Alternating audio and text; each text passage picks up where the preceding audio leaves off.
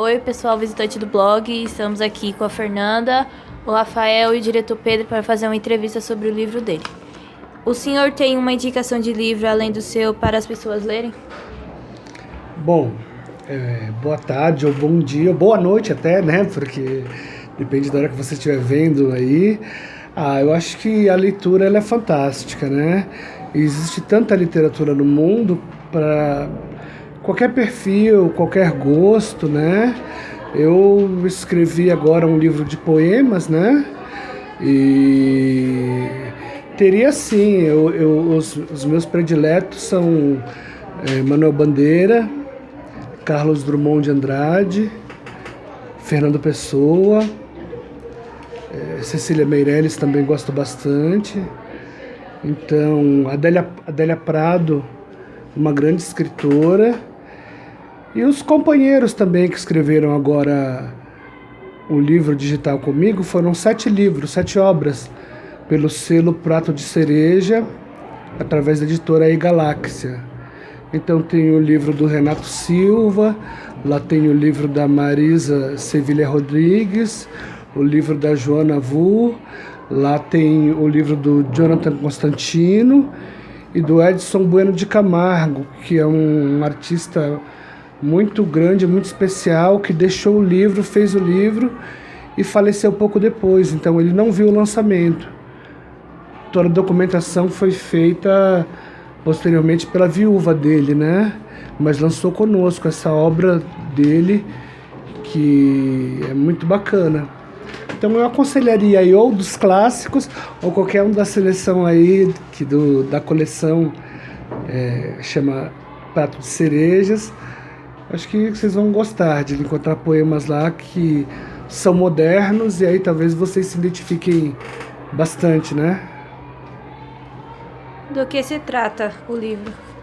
Então, é um livro de poemas, né? Ali eles diversam, acho que sobre muitas questões, mas o nome do livro é Metáforas do Tempo.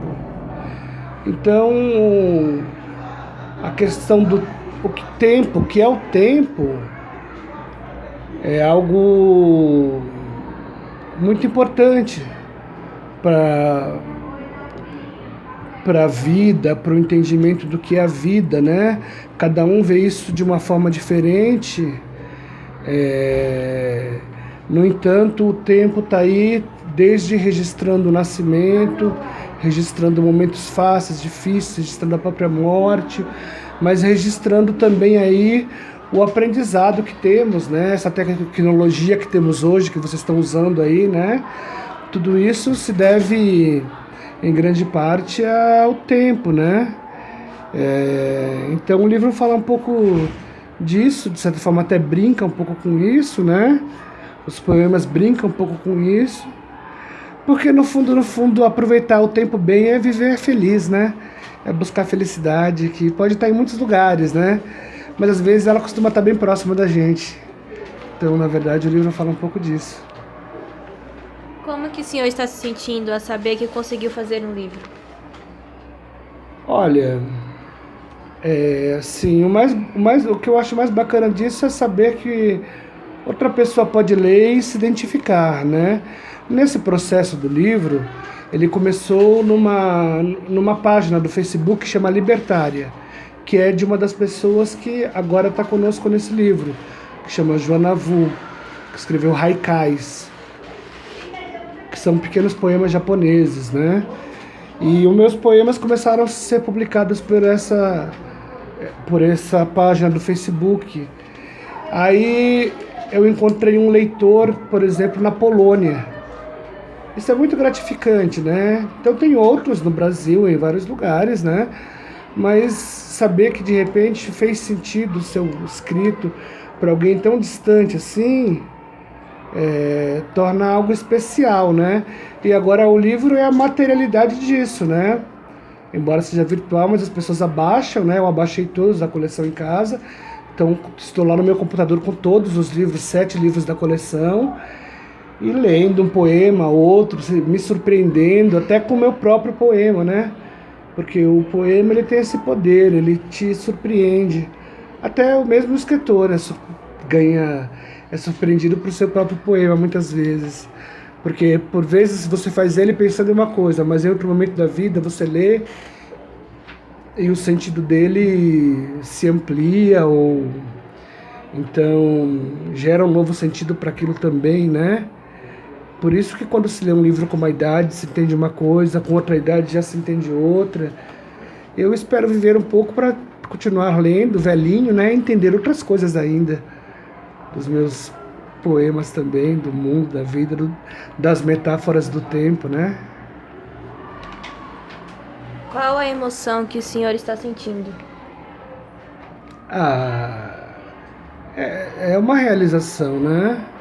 E como outras realizações, assim, eu guardo bastante felicidade, né? Por isso, né? Mas eu cultuo muito a cultura em geral, né? Então eu gosto muito de livros, eu gosto de música, né? E agora, enfim, eu sou um autor com um livro próprio, né? Já tinha participado de alguns poemas meus de coletâneas com outros poetas, mas é o primeiro livro próprio. Então, tenho certa emoção sim, sabe? Certa felicidade, assim. Esperando que as pessoas leiam mesmo, que comentem, que falem bem, que falem mal, mas esperando de certa forma alguma significação, alguma resposta para continuar esse diálogo e para continuar escrevendo mais, né?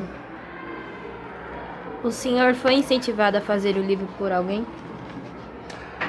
Muitas pessoas. Eu venho escrevendo há muitos anos e mostrando para colegas de trabalho, e colegas de trabalho me falam que é legal, que foi bacana, que gostou desse poema, que gostou daquele. Depois, quando eu comecei a expor os poemas na internet, principalmente através desse site que eu falei, o site Libertária, a página Libertária, né? Que é muito bacana, que publica poemas de muita gente e vai desde autores com um grande nível técnico até autores iniciantes, né? Que é uma boa chance também. E então ali também eu vi muitas pessoas falando dos meus poemas, dizendo coisas que eu vi sentido, e falei, olha, acho que vale a pena a publicação sim, né? E depois eu vi algumas coisas escritas que me surpreenderam bastante e falei, olha, tá aí, eu acho que eu sou um poeta mesmo. Mas o poeta e o artista, na verdade, é um meio de que você vê a vida, vê as coisas, e aí você concretiza. Quando você concretiza, você faz o livro, você faz a música. Mas é a forma especial de ver as coisas é que é importante, né? E vocês têm essa forma especial de ver as coisas, né? A gente sabe, né? Pelo blog de vocês a gente sabe disso, né? Os professores de vocês têm essa forma especial de ver as coisas. Então eu acho que eu só concretizei uma delas, que foi o livro. Vocês estão concretizando outra, que é o blog. Parabéns para vocês aí também. Obrigada. O livro foi dedicado a alguém? Dediquei sim. Dediquei ao amor.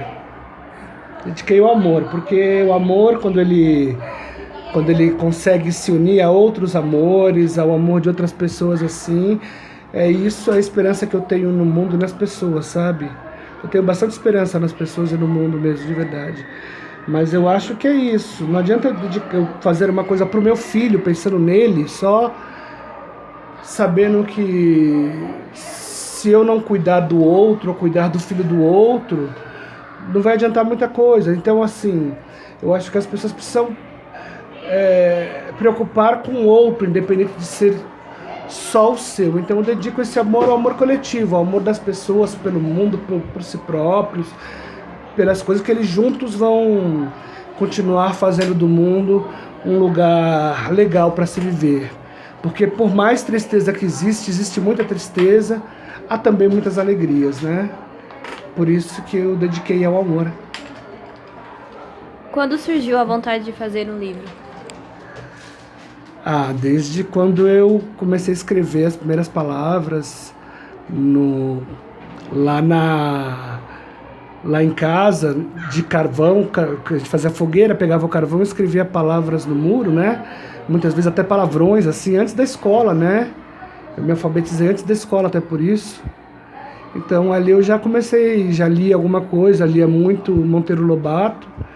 Ali eu comecei a pensar, e o meu livro, se eu escrevesse, como seria, né? Então, desde muito cedo, viu? Desde quando eu escrevi as primeiras palavras. Qual é o significado do nome do livro? Metáforas do tempo, né? Então,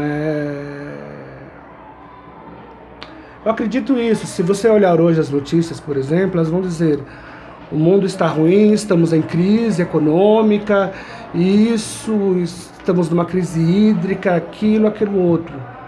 Se você for avaliar tudo isso, você vai ver que, apesar disso, estamos também num momento muito importante na educação. Estamos num momento único na educação, nessa escola, podendo oferecer uma educação de qualidade. Apesar dessa crise hídrica, nós temos no Brasil o maior volume de água para o país no mundo, e que talvez basta querer, basta lutar, basta com que lutemos e conquistemos isso, né? E então, Metáforas do Tempo é um pouco isso, porque é um questionamento sobre o tempo em que vivemos, pensando em todos os tempos da humanidade que já vivemos e que vamos viver ainda também, né? Eu gosto de ficção científica também, então eu gosto de pensar que no futuro, talvez não muito distante, nós vamos ter uma condição em que as pessoas vai ter mais igualdade, sabe? As pessoas vão ter mais direitos atingidos, as pessoas vão sofrer menos por coisas que elas já não precisavam sofrer tanto hoje, ou seja, o nível de felicidade do mundo vai estar bem maior, assim. Então, Metáforas do Tempo é um pouco pra gente, eu acho que pra gente pensar tudo isso, e daqui a algum tempo a gente não tem um sinal como esse mais também, né? Porque isso é de um tempo não muito legal, a gente vai ter um sinal musical aí, porque isso é de um dado tempo, né?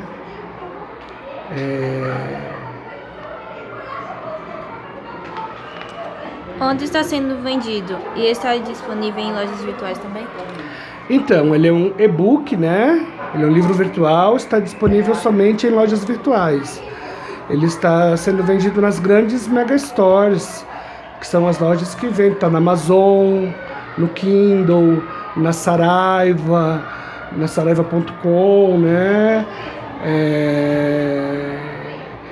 Em várias lojas, quase todas que vendem livros virtuais, eles estão à disposição para aqui, ou no Japão, ou na China, ou na Venezuela, onde for, você baixar e ler Metáforas do Tempo, do Pedro da Mota Pereira, que sou esse aqui que vos fala, né?